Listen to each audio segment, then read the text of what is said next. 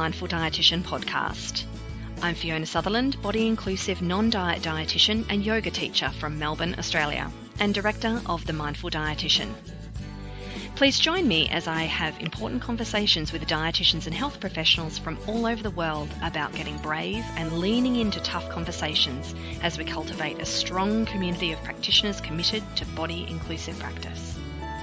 We'll talk about mindfulness, we'll dig into diet culture, and we'll explore ways of bringing courageous and important topics into our professional spaces so we can more deeply understand our own experience and make our work more meaningful. Thank you for joining me. Hello and welcome back to this next episode of the Mindful Dietitian podcast. All right, everybody, hold on to your seats because hot on the heels of a series of amazing conversations that I've had over the past couple of months, this one, amazing. I had a conversation with the one, the only Virgie Tovar, and here we start off talking about what fatphobia and diet culture is and how they're linked. We also talk about the many ways healthcare professionals can bring themselves and others closer to body justice. We really dig into how people lose belonging of their bodies and, importantly, ways back. We discuss the first things we need to do in the unravelling of fatphobia and diet culture. And then Virgie also very, very generously shares meaningful lessons from her own journey back to her body. So you may know Virgie most well from being the author of You Have the Right to Remain Fat.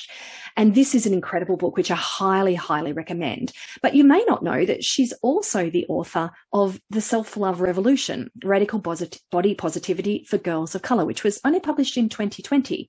She's also the host of the amazing podcast, Rebel Eaters Club, which I highly recommend.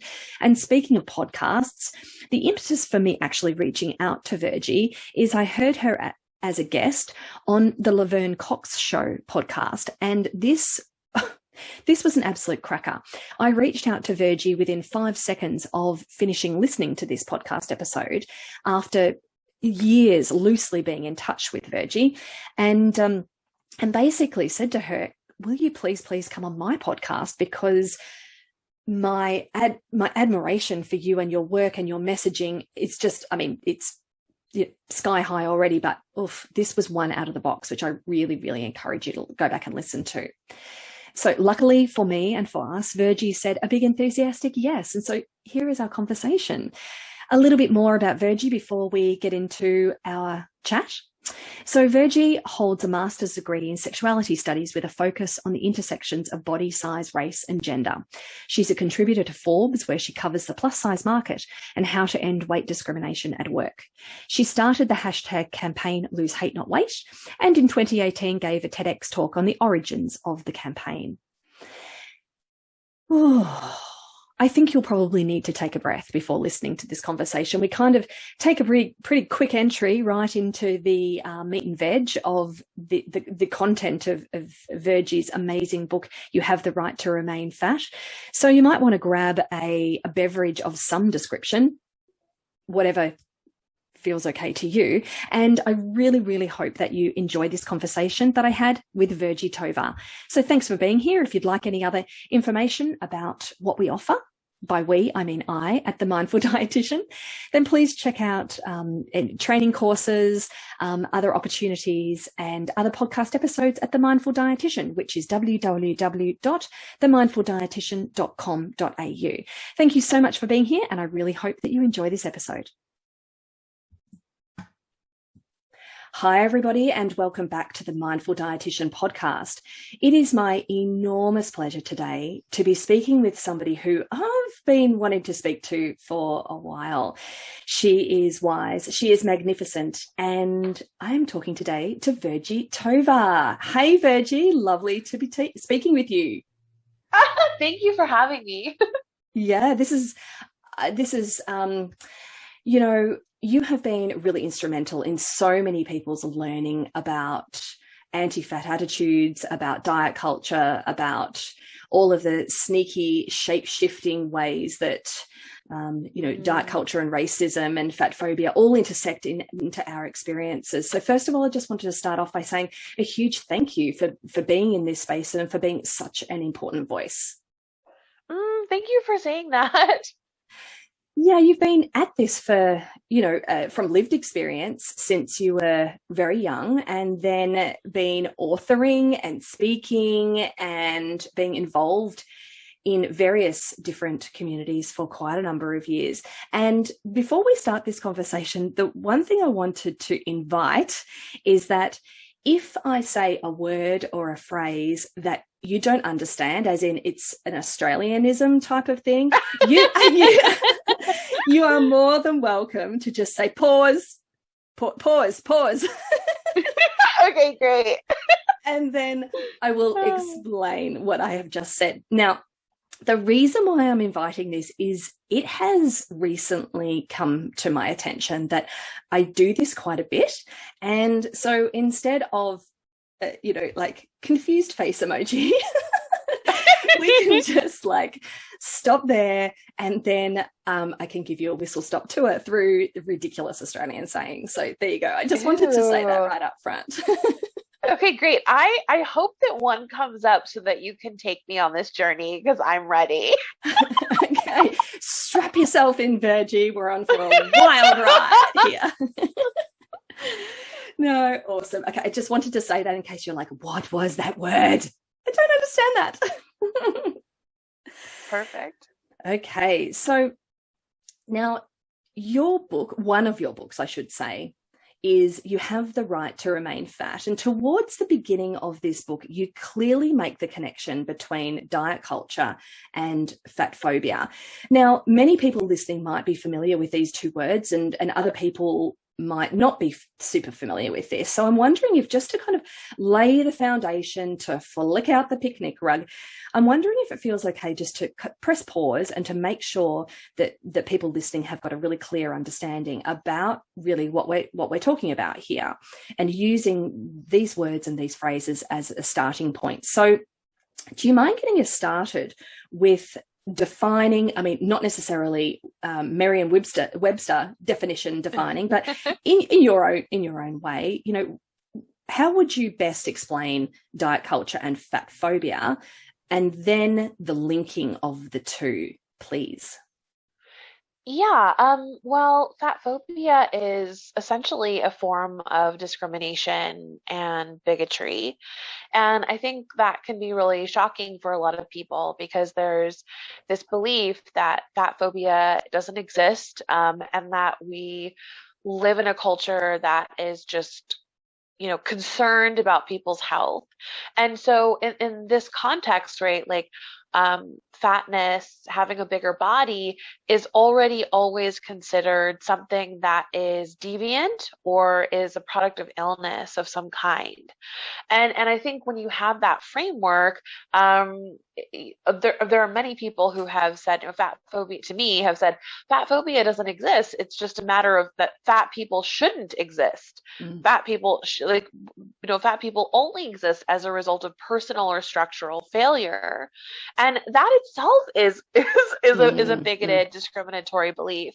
And so I find it really important to tell people, yes, in fact, when we look at the criteria of what makes up discrimination or bigotry, the behaviors and attitudes that are targeted at higher weight people overlay the criteria completely.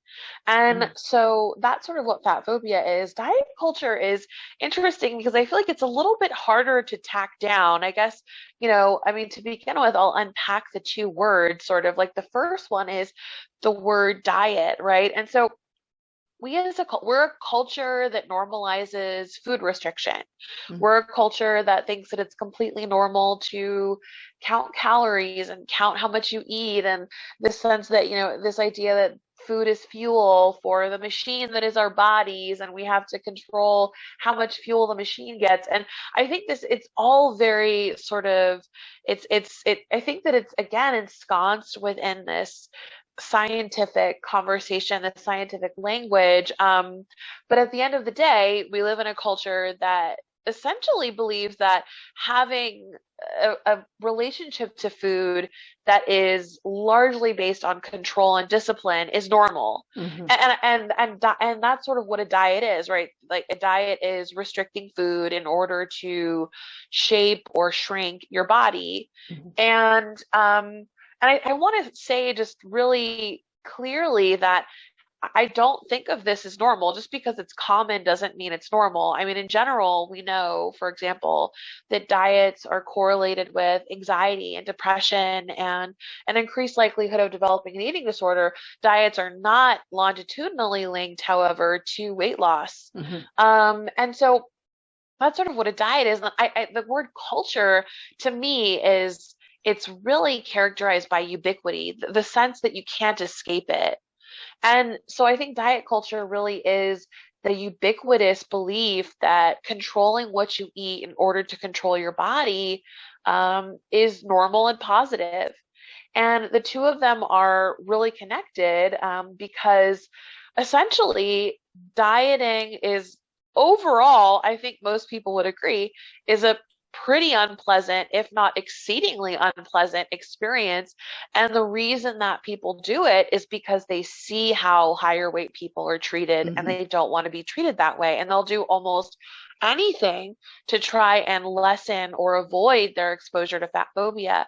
So fat phobia is a required element. It's sort of the stick, right, to the stick carrot analogy. It's sort of the stick to diet culture. It's what says, if you quote unquote let yourself go, if you eat what you want, if you eat quote unquote too much, then this is what's going to happen to you. You're going to become a higher weight person and people are going to treat you poorly.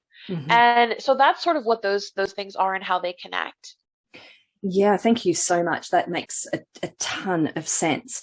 I think the other thing I would ask you about is that the way to refer to the earlier part of your response is that what I notice is that people think there's particular types of people that enact fat phobia and weight stigma, and that those people are unkind, they're being very intentional, they don't care, and that's simply not what I observe. So I'm curious to hear your thoughts on how our strong desire to be seen as quote unquote nice people really seeks to protect us from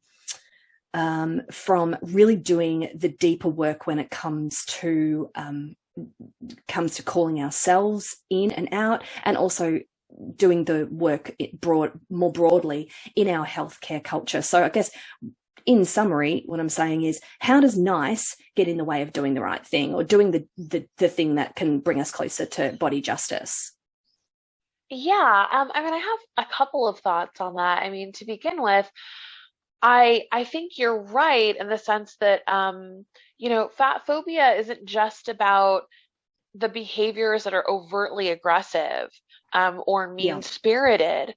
I've found that a lot of people who are interested and engaged in the critical conversation around fat phobia still believe that fat people are either have an eating disorder, like a binge eating disorder, or are otherwise ill. And I find it really fascinating that a person can have a critique of, negative behaviors that are targeted at higher weight people or fat people, but themselves not understand that their pathologizing view of fat people is also fat phobia. Yes. And so that's a big one. And I mean, I kind of have brushed up to be honest with you, because anti-fat phobia, anti-diet work is so relatively new. It's new to me to be sort of interacting with this nuance, because it is a bit of a nuanced view. I think there was a time where no one knew what fat phobia was. They just thought it was completely normal, that they didn't know any fat people, never dated a fat person, would never date a fat person, knew nothing about what it's like to be a higher weight person. And now that's just not the case, but there's sort of this residual, again, pathology. And I wanted to talk about like a very specific example. where a friend of mine who I like a lot and who's a really critical thinker and who's a really important, influential person, in my life, and I think in a lot of people's lives, we had this conversation for probably 2 hours about how fat phobia is harmful, how we want to end it, et cetera, et cetera, et cetera. And then at the end of that conversation, he ended up indicating, I think by accident, that he believed that all higher weight people were emotional eaters, or essentially had an uncontrolled relationship to food. And it was fascinating. I mean, again, like after 2 hours of having a rollicking, amazing, very critical conversation about bigotry, discrimination, and how it needed to end, he had no idea that this belief was also part of fat phobia. And so I think it's important to kind of like interrogate those residual feelings that are largely based on the idea that fatness is, again, a form of deviation or evidence of a system failure of some kind. I find this trap is very common in the food justice conversation. And I kind of wanna also say that, when we're thinking about fat phobia, we need to think about it as something that isn't just out there, like outside of us, and it's being experienced, and others people are being targeted, and that's really unfortunate and wrong or whatever. We need to actually kind of recognize that we all hold the trauma of fat phobia. Whether you are a fat person or not, you are absolutely being impacted by fat phobia. You are absolutely being impacted by the idea that there's certain bodies that are good and certain bodies that are bad. You're absolutely being impacted by the idea that some people are inferior and some people are superior. Like these things, they harm the human spirit. And I think in order for us to really change not just our minds, but our hearts and our spirits, we really have to recognize our skin in the game, which is living like this, like living in a way where we see some people as good and bad or better and worse. That is deeply, deeply painful and harmful. And so I think locating that moment when we were little, when we were kids, and the first time someone said to you, there's something wrong with you because of your size, or the first time someone told you there's something wrong with that person because they're quote unquote too big, like locate that moment, because that moment is the genesis of the trauma. And so I just want to say, right, like higher weight people are obviously the disproportionate recipients of that trauma and live with that trauma every day, and it's activated and actively worsened every day. But the same is true of there's no one who isn't touched by that experience. And I think there is this real unfortunate and awful reality of fat phobia, which is that it ostracizes fat people. It makes us want to stay inside and not leave our house and avoid, going on dates and avoid those important moments, going to a wedding, going to a party, right? And so I think there is this real impulse to sort of hide fat bodies away so that we never have to see the impact of fat phobia in real time. But the fact of the matter is that pain is real, and whether or not those bodies are quote unquote hidden away or not, it's absolutely impacting us subconsciously and spiritually. Yeah, I think what you really illuminate there is the ways, the various intersecting ways that folks across different body sizes are impacted by the same construct, the same kind of collection of beliefs.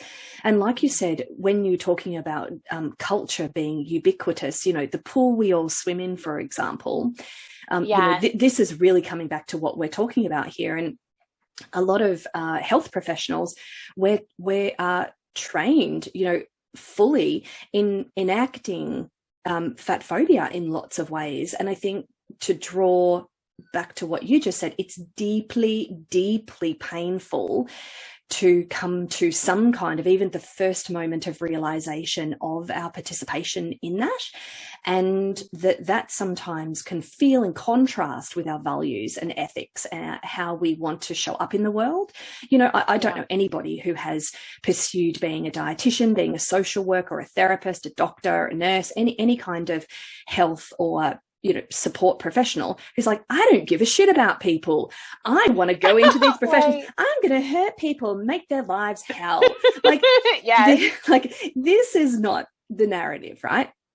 And absolutely. what you speak to so beautifully there is how we define quote unquote support and help and even health is so deeply entwined with what we're talking about, fatphobia, and also the intersections of ableism and healthism and racism and all those things, which are, they're in the pool. They're like the floaty toys in the pool of diet culture. So it's complicated. Yeah, I mean, 100%. I think that metaphor is so good. I mean, I really think of it as like the water. If we're the fish, it's the water. It's the air that we breathe. And I think, this idea that whether you're being targeted by fat phobia or not, this idea that you can kind of abdicate, the idea that you can just sort of decide that you don't want to be part of it. It's literally like saying, I just don't want to breathe oxygen anymore. I mean, it's just not possible. I think like our divestment is only ever one of degrees. It's never about fully leaving. And I think that a lot of us really dream of and desire to sort of step out of or remove that part of ourselves, and I think in that complexity that really is the fact that we can't do that is what makes us human, and I think there's like the value in that is that is the process, is the time, is the complexity of like not getting caught up in shame and guilt and feeling frozen in those feelings, but rather sort of having a little bit of grace and saying, of course, I live in a culture where this is confirmed every minute of every day. Of course, I'm going to have those thoughts. Of course, I'm going to have those impulses.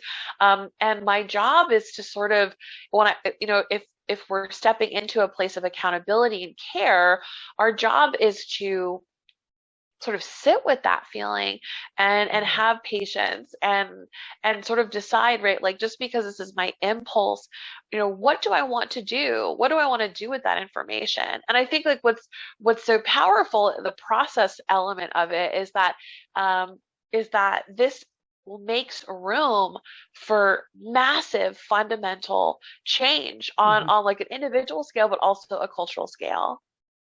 Yes, that's absolutely true. And, when our impulse is to turn away from our experiences, we lose that opportunity, to really unearth some of those deeply held beliefs, which they sneak up. They're like weeds in a grass, that they find their ways to make themselves come up to the surface.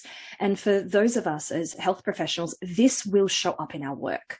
And so a little bit more of the ongoing work is the consistent interrogation. I mean, I've been a dietitian now for over 20 years, and I consider myself a lifelong learner and a lifelong unlearner too, because it keeps showing up. It's just that I'm developing. It's not a finished game by any stretch, but I'm developing resourcefulness or skillfulness to be able to be like, oh, I see you, and then to know what the next best step is. And usually, well, for me now, the next best step is not to like go on social media or to, right. Yeah. It's more to journal, have a conversation with a colleague, my supervisor, or just to sit quietly and take my time.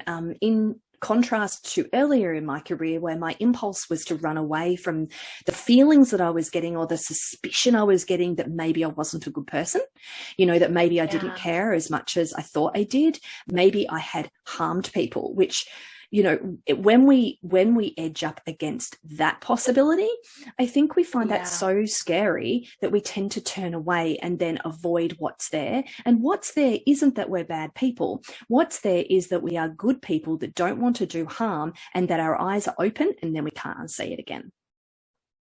Yes, I mean, I love that. I mean, I think like, to sort of echo, your work is so valuable. And I mean, just even that, I mean, your work in the world is really valuable. And this internal work that you're doing is is so, so, so, so important. It's just that it's like so humanizing. I mean, I'm immediately thinking, I remember before COVID, I was speaking at a conference, and it was mostly women in attendance. But at the end of my talk, a man came up to me, and he was I could just see in his face that he was so vulnerable. And he said, I think that I may have, he said this, like, I think I may have given my wife an eating disorder. And and it was like I mean, there was just something in his face where he just he you could and he said, I just didn't know that saying the things that I said would impact her. And it was like this moment where he was reckoning with his own power, with his own socialization, and I mean, clearly, right, like, as someone who's a feminist and someone who cares deeply about women, and cares deeply about, all of the, like, disordered eating and body image. I mean, clearly I care all about that. And so there's a part of me that sort of feels obviously defensive of and protective of his wife and worried about her. And then I think also in that moment, because I was face to face with him in the flesh, and I could just see that he was having a reckoning in real time, I also was deeply aware of, like, oh my God, he's feeling the impact that he's hurt probably the person he loves the most in the world, and that he didn't have the tools to even recognize that it was happening when it was happening. And now he's living with the fallout. He's living in a home where he is actively watching, his wife, like, probably, like, harm herself, and there just doesn't seem any clear path out of it. And so I just sort of felt really compelled to share that moment, because I think that, you like he could get lost in that moment. He could just spiral and just believe himself to be irredeemable, but that's not what the situation needs. The situation needs him to reckon with the fact that he did harm, and to repair. And again, like, I think that's the cycle, right? The cycle of living is harm and repair, harm and repair. The environment harms and we repair. A person harms and we repair. And I do think that, even, I mean, and I've grappled with this, a lot during COVID, where it's like, I don't know that I mean, obviously we need a more just and more fair and more accountable and accessible society, but, like, there's another part of human life that, even in the fairest, most just world, this idea that we could escape this cycle, I don't know that it's possible. And so I think, like, absolutely we need to keep striving for change, but we need to understand that there's a fundamental way that humans create possibilities for growth through this process of being, hurting, healing. And anyway, so, like, I mean, I know that was kind of a little bit of a tangent, but I just really wanted to share that I don't think of this man as irredeemable. I don't think of his marriage as irredeemable. I don't think this woman, like his wife, is beyond healing. I just have faith in all of it. No, I love how you stepped through that, and how you drew that parallel between, you'll have to remind me of the words, that the harm and the repair, the harm and the repair, because that really speaks to trauma recovery as well. That's the cycle that happens through trauma recovery. Yeah, absolutely. So I think that's that kind of points us to why, especially in healthcare, let alone in broader culture, why trauma-informed care is so important for everybody to understand, is that in the pool that we're swimming in, if we were to take this metaphor, and I'm just going to, by the way, just completely make this up as I'm talking, Virgie. My clients love it when I make up stories. I can see that their eyes are just rolling in their head. Like, just give me some grace here. So some people are in the shallow end of the pool, right? We can, for those with more privilege, and, higher up on the power spectrum, that, we might be able to feel the bottom of the pool under our feet. We might be near a ladder. We might be near one of those floaty objects. And then other people are in the kind of the middle of the pool. And then other people are right up the deep end and way from the edge. And the floaty objects are like way away. And the energy that folks have to exert to just stay there, to stay afloat, if we're to kind of use this metaphor. I'm loving this metaphor, by the way. This is a good one. Yes, agree. That folks up the shallow end, what can we do? Okay, so we can take some floaty objects up the other end. We can get out, in this metaphor, we're not necessarily getting out of the pool, right? But we can then get ourselves to the edge. We can, scoot along the edge. We can hold out our hand. We can draw people to a safer place. That everybody in this pool that we're all swimming in has a place to be able to help people who are up the deeper end, and that are having that are because of nothing to do with them, are having to exert more energy just to stay afloat. Yeah, I mean, absolutely. And I think kind of that visual of the staying afloat and just how much effort it takes, like that concept. I mean, it just reminds me so much of the stress response, which is so connected. I mean, it's essentially marginalized people experience something called minority stress, and higher weight people are in that category, and it's essentially this constant fight or flight, this constant sense of heightened awareness, which is called hypervigilance. This heightened, and I think there's so many ripples even just on hypervigilance, right? Like the sense of, you're constantly anticipating harm. And then in moments when, something happens, even if it's questionable that it was potentially, fatphobic, let's say, the stress response is still there, and then you feel confused. Am I seeing things that aren't there? And then you feel shame, and then you feel alienated, right? Like, can I even relate to anybody? Am I too sensitive, quote unquote?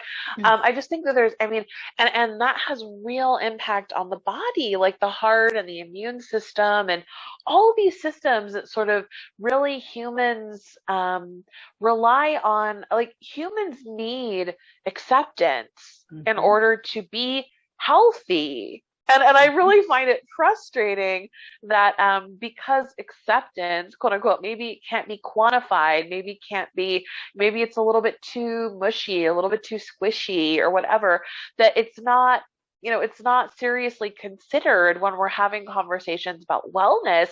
But for me, I'm just like, we absolutely, like, human beings absolutely need to feel accepted. They need to feel like they can get, like, if they want to be in the deep side of the pool, they can, but they can come back to to get relief, and I think what oppression really does is that it, to your point, and I think what's powerful about the metaphor, I think it goes back to something that I was saying, right, where it's like the idea is the people in the shallow pool, they can't go to the deep end. The people on the deep end can't go to the shallow. So, I mean, even though the shallow side is obviously has a lot of advantages, you still don't get to leave that position. And I think that kind of that intractability is really what we're talking about here when we're talking about oppression. It really does freeze you into a space, Yeah, that's really true. And that's given, actually, in you saying that, that's actually given me another layer to really unpack and think about. So I really appreciate that. Thank you. And that's one of the things that I really appreciate about your writing, your speaking, hearing you on various podcasts. I know I had already mentioned this to you, but if anybody has not heard Virgie on the Laverne Cox Show podcast, highly recommend. It will be on high repeat as it has been on my podcast platform. So yeah, highly recommend heading over there for two women speaking in super deep, meaningful and important ways. So anyway, just wanted to bookmark that for a moment. Virgie, I wanted to bring us back to talking about a loss of body belonging, and then how we can find our way back, or how we can guide other people to find our way back, depending on our positionality. For all of us, I believe we're all trying to find our way back, so we could start there. So the very first line of "You have the right to remain fat" is, quote unquote, "My body used to belong to me." To be honest, this is one of the most powerful first sentences I have ever read in a book. And I can imagine for an author that this is, you just want that first, well, the title as well. The title and the first line to be pretty mic droppy. Like you want it to draw people in. And for me, this was an incredible first sentence. So throughout the initial sections of the book, you go on to share the trajectory of the loss of body belonging. So I'm hoping that you might be willing to speak a little bit about ways that all people, and more notably women and folks who are marginalized in the world, how do people lose body belonging? Like, what are the various mechanisms and experiences that people might have which kind of interfere or serve as distancing from our sense of embodiment? Because the reason why I want to start here is people really want to find their way back, and I feel like we can't chart that course without stepping through how we lose that sense of connectivity in the first place.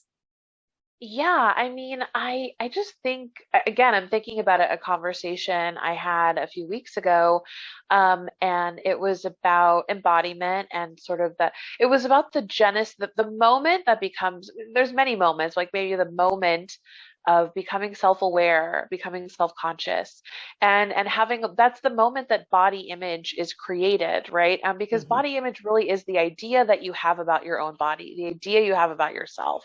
And just that little degree of separation is itself what, that's kind of the crux of what I'm talking about, right? Like this is the crux of loss. This is where loss begins. Because, before you're made aware of your body having a place in the world and having a meaning based on its place, you have a completely unself-conscious relationship to the body. You have an instinctive relationship to the body. The body is designed to seek pleasure and goodness and intimacy, love, and dignity, right? Like those are hardwired into every human body. And right, like our society has very different designs for our body than what the body was designed for. And so, but back to this conversation, I remember she said, the moment that I realized I had a body was 100% the moment when I was taught that I was a Black person. And that moment was, for her, it was traumatic, because it was in the face of being made fun of and being, discriminated against essentially as a child. And I think that for a lot of us, body image emerges in a moment of trauma. Like most of us we become aware, and I think it's important to say, right, like that moment when we are told that we have a body that has a placement in society, that's the loss of innocence, like right there, And so I think, like, whatever that moment is, and again, obviously for marginalized people, we have that experience, but pretty much everybody has that experience, and it's exceedingly traumatizing to all of us. And so I think, for me, that moment, my correlating moment was the moment when someone said, "You're fat." And I knew that, and it was mean, like it was mean spirited. That word didn't mean anything to me, but I could tell from the way that the child, like the boy who was in my class who said it to me, I could tell that it was a hateful word because of how he said it. And and so I think, for me, that was like a big turning point. And obviously it wasn't just that one moment, right? It took a lot of other boys, a lot of other moments like that to truly convince me that something was wrong with me. But, I think, and I talk about this in the book, right? I just kind of remember, I don't know, this is a little bit, I feel like it's a little bit deviating from this question, but I think it's important to say, like, while I was being taught that being fat is wrong, again, mostly by straight boys who went on to become straight men, they were at the very same moment telling me that the reason that being fat was bad was because they didn't want to be my boyfriend and marry me and have sex with me. Right. And so I think it's important to chart that those are two entirely actually separate things that were conjoined through heteromasculinity and rape culture. And so it's important to understand that when you're a woman, when you're a socialized female and you're experiencing fat phobia, there's already always a coercive, usually there's already always a coercive sexual element to it. And so, you know, I think that hugely shaped not only how I saw my body as a fat person, but how I saw my sexuality, how I saw my gender. And so, and I began to sort of all these things, which had all just been integrated and it required no effort to manage them because they were integrated, then become fractured. You know, and I just sort of, I mean, there were so many ways in which this happened, but I think it's important to sort of say, like, that loss of body belonging really happened in those different ways. And I truly, right, like, our culture, like that transition from I am just a self, I am a body, you know, I am me, right? Not like I have a body and I am me. It's like I'm just me. And the body is just a natural extension of that. In our society, that kind of relationship, it cannot work, cannot function. And so in order to be assimilated into society, you have to have that fracturing traumatic event. That is part of being assimilated into society, and it's part of what is considered a normal part of maturity trajectories, certainly in the West, and I think beyond. Oof.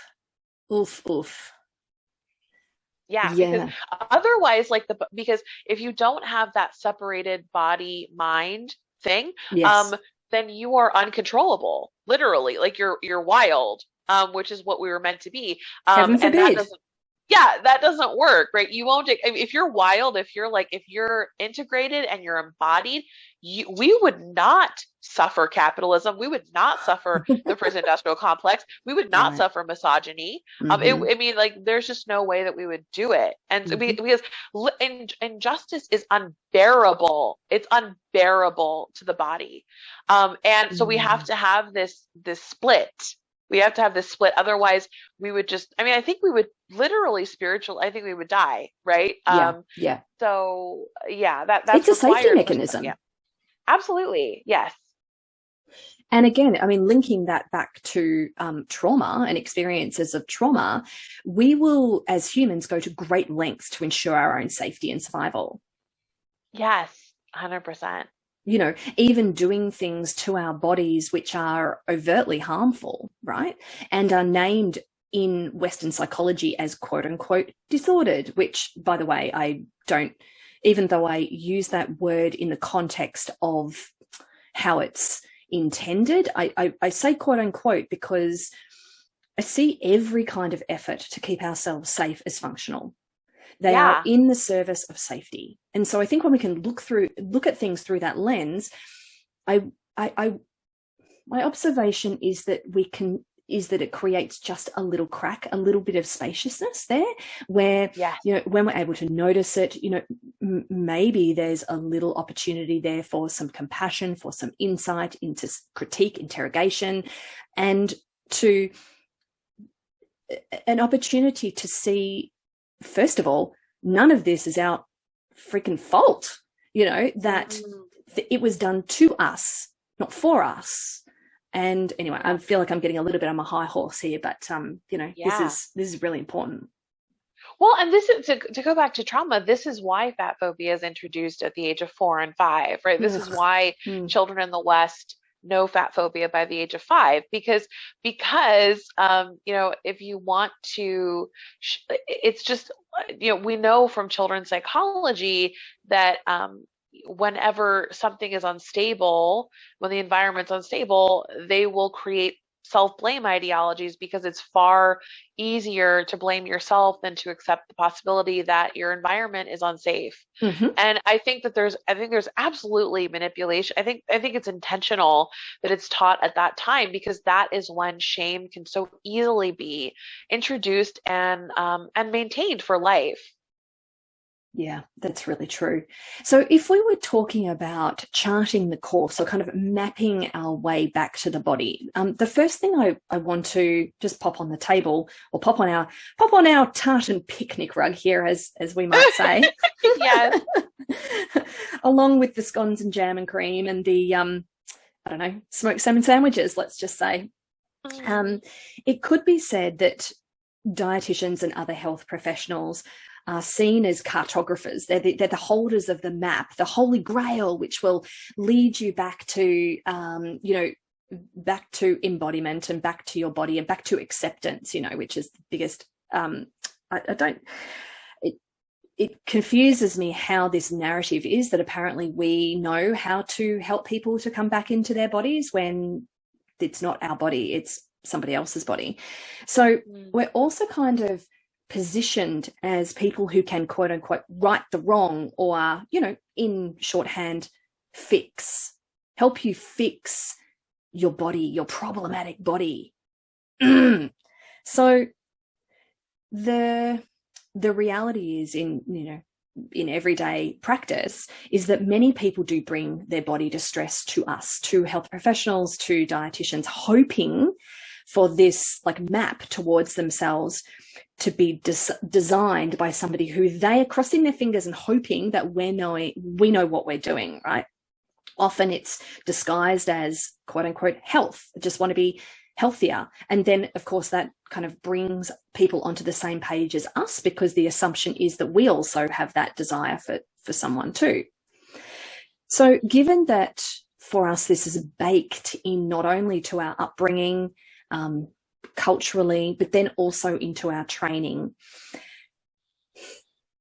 I'm wondering your thoughts on how we can contribute in big and small ways, because I do think it's those little moments and the opportunities for pause and for slowing down that can really give us the strong foundation, get our feet on the ground, and lay down our roots to be charting this way forward with people when they're presenting to us with body distress and saying, help me fix my body. So what are your ideas about how we can contribute towards the dismantling of this structure which draws people to us and keeps us in this really complex dance with the people who we are serving? That's a very, very long question. How can we disentangle ourselves from the narratives that we have been trained in? That's what I want to ask. Yeah, I mean, I think, there's a lot of different ways. I think it really does start with noticing. I just think about how I think about all the dietitians that I really respect who are, doing really trailblazing work. I think you're one of them, right? I know that you sort of shy away from the cartographer, maybe identity, and that's understandable, but I do think that there is sort of, there absolutely has to be people who are willing to stand up and speak against the paradigm, right? Mm-hmm. Because I think the overall field is very invested in saying we can fix you. Yes, we can fix your problem, quote unquote, or your disorder. And I also have issues with the word disorder too. So I love that you brought that up. I think the field as a whole is still saying that. And so what I think is powerful is if somebody comes to you, you have a client and they want to have like maybe they don't even know that you have a radical view or a different view. But that moment, just that break in the, almost like that break in the storm or the break in the sky or whatever, where somebody sees something a little bit differently, like, oh, what do you mean that, like, not all dietitians have these attitudes, or not all people have these things, or maybe I don't have an eating disorder, or maybe I don't need to think of the way that I eat in that way. And I think that that's like the first moment, right? And again, I just have so much faith in kind of that process, right? That, like, that we are all touched by these very, like, whenever you're interrupting the trajectory of something, there's an opportunity to change course, right? To change how that thing is going to turn out. And I just kept thinking, as you were talking, I kept thinking about intuition. And I think one of the things that's really powerful, like, for example, so dieting, like this idea that you have to restrict food, it has a very specific social purpose. And I think I kind of want to get a little bit big on the question and then address it a little, and then sort of conclude. But like, I keep coming back to this research that was done in Glasgow and in Scotland, and it was decision making research, and it was interested in the connection between hunger and decision making. And I ended up getting to talk to the principal investigator, the lead person who's leading the research, and the research. So the short story is, the research found that when people were hungry, it was harder for them to make long-term decisions. And when people aren't hungry, they just they just can do it essentially. And they kind of tested this by, like, I don't even need to get into the mechanics. That's just sort of the punchline. But what we talked about, and I was like, well, I asked him, like, how do you measure hunger? And he said, there's two measures we actually use. Like, one is a blood glucose test, which tests physiological hunger. And the second is a subjective test about whether or not they feel hungry, regardless of their blood glucose. And I was like, well, which type of hunger actually did you find when you controlled for each? Like, which one actually had a bigger impact on it? And he was like, the subjective one. And I was like, that's fascinating, right? So again, like, it goes back to, like, you could, somebody could test your blood right now and tell whether you are technically hungry or not, right? Because, like, there's a presence of a hormone or not. But it doesn't matter if you're technically, hormonally, chemically hungry or not. Like, it doesn't matter if you're chemically full, quote unquote. If you feel hungry, which is like the reality of a dieter, you always feel hungry, and it impacts your decision making and whatnot. So I think, like, what's powerful is, for me, the first thing that we need to do in unraveling is we need to stop. We need to get people out of the space of hunger. That's like the most urgent thing, because what happens then, right? The communication with the body when you're hungry, the only signal, for the most part, I mean, the most dominant signal that your body is telling you, the biggest piece of communique that it's giving you is, I'm hungry, feed me, help me survive. I'm hungry, feed me, help me survive. That's it. That is almost it, right? Yeah. And then once you're out of that space and you're kind of out of precarity, it might take a few years for you to get out of precarity, that sense of precarity. Once you're out of that, then the lines of communication open very loudly. And I think what's powerful is, like, for each person, to your point, right? Like, you can't chart another person's path. I think, the intuition has to chart that path, and it's a very individual process. And so I think, like, once we get people out of that precarious state of hunger, then the body starts doing its own work. It starts saying, this job is awful. Your partner is garbage. Like, that friend got to go. You know what? You actually love this thing. Did you know you love the color purple? Did you know that you love this? Did you know that you hate, like, you want to be polyamorous? Did you know that, that you want to make this painting? I think what's powerful is, like, again, I think there is this idea that the whole reason that people are encouraged to restrict is so that they never get to that place where their instincts are driving them towards, essentially uniqueness, essentially, like, their own unique contribution to society, the world, themselves, right? Like the planet. The culture cannot function on that. It needs us to function as units because it's built like a machine. And so, right, like, I mean, I just want to sort of finish and say, we can help people get on their own path by encouraging them to opt out of and not engage in as many socially sanctioned self-harming behavior as possible. And in that way, we sort of, I think of it as like clearing the path, like clearing the meadow, so that they can have that stillness, that space to just safely, maybe they need to hibernate, maybe they need to, whatever. Like, I mean, they just need a space of safety in which they can, relative safety in which they can do that. And our job is to just clear away a little spot for them so that they can, gestate internally and then go off and become their own like magical being, Oh. Okay, so the first thing I'm doing after this is looking up that research, because that's yes, right.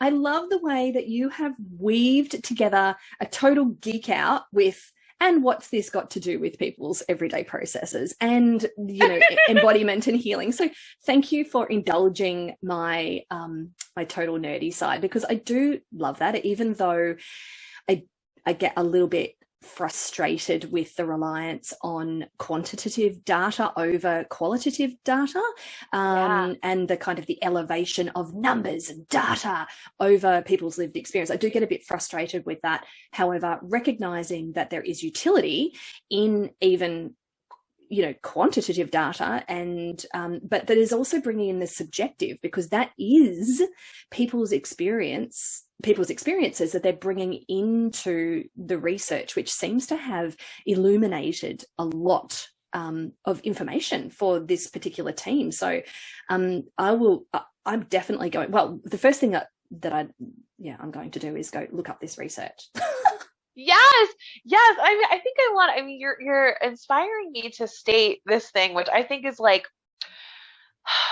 the research in terms of anti-diet, fat positivity, fat liberation, all of it is substantiated by data. I think there is this like idea that we're just weirdos out here with our tin hats. We're just making shit up. Yeah, totally. And I'm like, no, I mean, I think what's frustrating is I'm like, the only data point that I can see that the entire thing is hinged upon is thin people, from what we know, live longer, healthier lives. And on the other side, I mean, to me, like if there's a line in the sand, that's the only data point on that side that's pro the argument of keeping things the way they are. And what we have on the other side of the line is hundreds of data points that say, 1, you can't turn a fat person into a thin person. 2, when you try, you destroy their spirit and often also their body. We've got all that data. So I just want to be clear that we are not over here with hat in hand just asking people for human rights. We've also got the empiricism on our side as well. Yes, which I envision is only going to get stronger, to be honest, if the past 10 years is any indication. Yes, 100%. Yeah, there are some amazing fat activists doing incredible research. Cat Pausé, for example, in New Zealand, is doing some beautiful research. And then there's the fat attitudes test, which, or the anti-fat attitudes test, I should say, which has been developed by a team in Perth here in Australia. So there is some really great research that's coming out. Yes, I'll send that to you. It's really fantastic. It's all validated and really solid. It's great stuff. And I think we're only going to see more as folks are being given, quite rightly, by the way, opportunities to be able to study empirically communities who traditionally have been done to and not necessarily involved, especially as researchers themselves. I think it's incredibly important. Yes, same. So, okay, I'm thinking of going in 2 directions here, but I really want to, I'm a little bit, I've written down the word disorder here.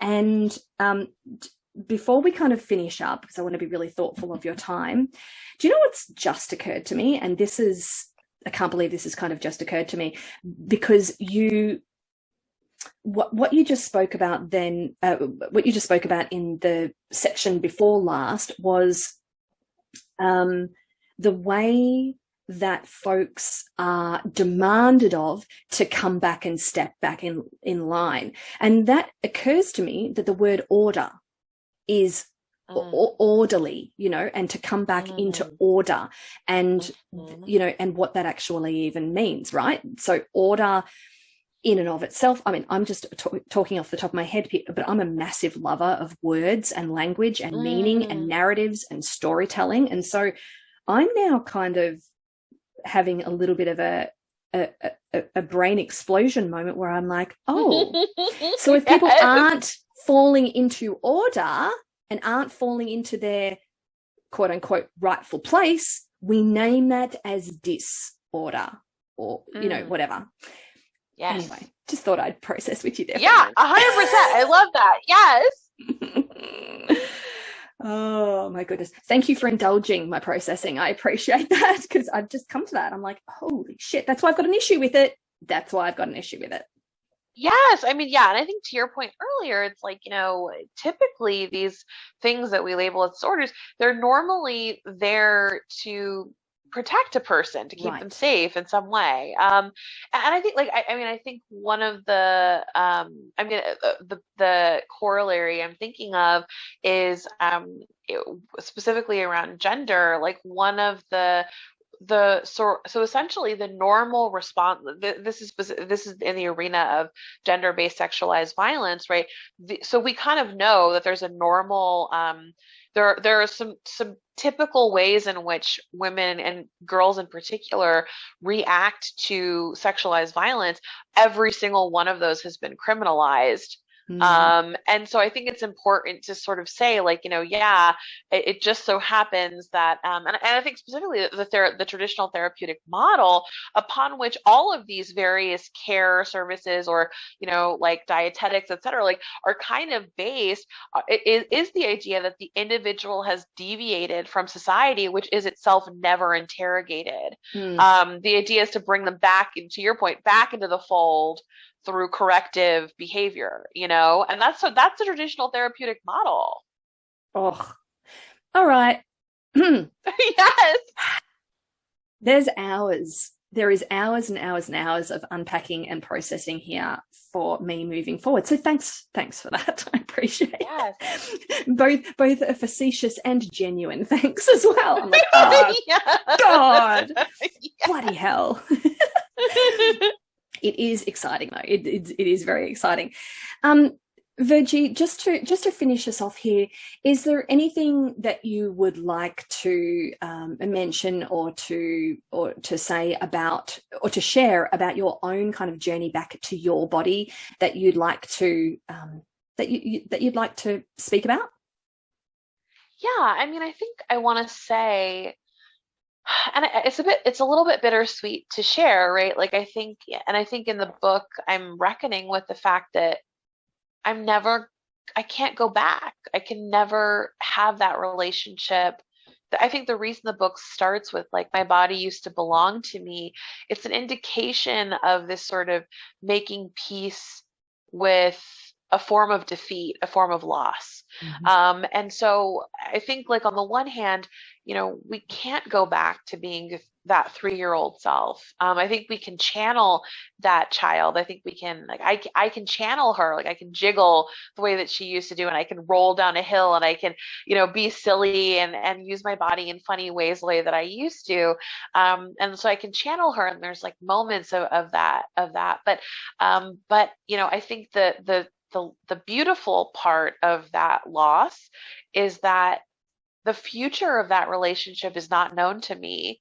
I am charting it as I go. It's not going back. It's not a process of returning entirely. It's a process of charting. It's a process of pioneering in some ways, right? Like, and I think that it's mysterious and it's complicated. It's very nuanced, but I don't know where it's going, you know? And so I think for all of us, that is, like, for me, it's hard to sort of be like, oh, because I can remember I can remember now that I'm no longer dieting, because I had repressed those memories for a long time. I can now remember what it was like being 3 years old, and how good it felt to be in my body and how much pleasure the world gave me. It was like this completely connected feeling to everything. I'm not ever going to get that back, but and again, that's sad, and I feel sad about even just saying that. And yet, what if something as good, even if it's different, is possible? What if, and I think for me, it's like every moment, every one of those steps, like every time that my body blasts a piece of information, and I'm like, holy shit, I don't even know how you figured that out. Like, how in the world could you have communicated so clearly to me what needs to happen in this moment? And like those moments are just like so special. And so I think, and they're increasing over time. And so I guess that's like a little bit of an insight into that. And I don't know where it's headed, but I have a lot of faith in it. And I think also I'm currently grappling with and currently processing and grieving the fact that, like, I think a lot of us who have started an anti-diet or body liberation journey, I think at the beginning maybe we believe that this was maybe the path to bliss rather than the path to humanity. It was the path to bliss. And I'm coming to terms with, it's like, you know what, that sort of pursuit of constant pleasure, that constant feeling of like being stoked out of your mind or whatever, like that's not living either. And just sort of, just recognizing like this cycle, like what I was mentioning earlier, this cycle of like joy and then difficulty and then healing and then hope, and then like that's what it means to be a human being, not constantly like being in love with every single part of your life, and just sort of remember, like, changing the goal to being like here in this moment, rather than, because I think we bring the dieting, I mean, I know I brought like my dieting bootstrapping mentality to my healing process, right? Because what else are we supposed, like, we only have one framework, which is like capitalist accumulation. And so, I mean, I've been really trying to sort of, again, be very patient with, like, I'm always going to have that desire to like do that thing. But sort of having patience and just being like, actually being a person is about something that's more complicated than that. And I have to settle into that if I want to have peace, which is what I want more than anything.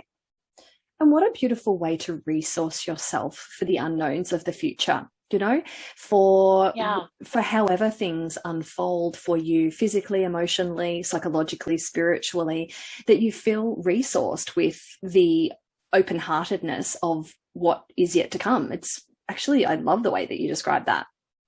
Thank you. Yeah, I think that really helps to, chart a course forward, which helps all of us humans to be with the what is known, and that is the unknown. Like, when things are going to be unknown, of course, humans, we completely freak out when things are unknown. But what you're really speaking to there is, how can I resource myself with the using the repairs that I have already done, and how can I stay committed?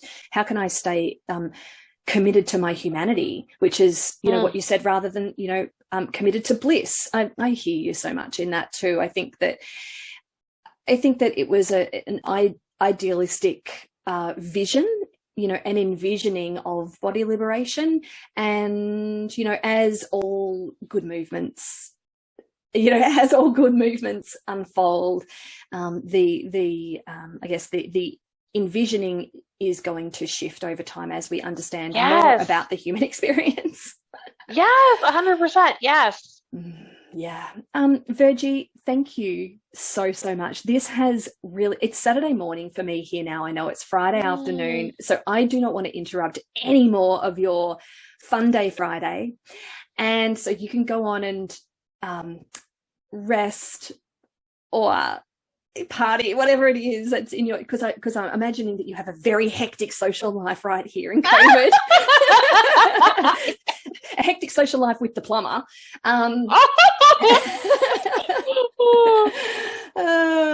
Anyway, so I wanted to invite you to mention where people can find you, please, because I can imagine if people are not already super familiar, they're going to want to be more familiar with you. Thank you. Yeah, I mean, so I'm pretty active on Instagram at Virgie Tovar, VirgieTovar. My website is virgietovar.com. I have a podcast called Rebel Eaters Club, which you can download or stream pretty much anywhere. I have a new book coming out in 2022.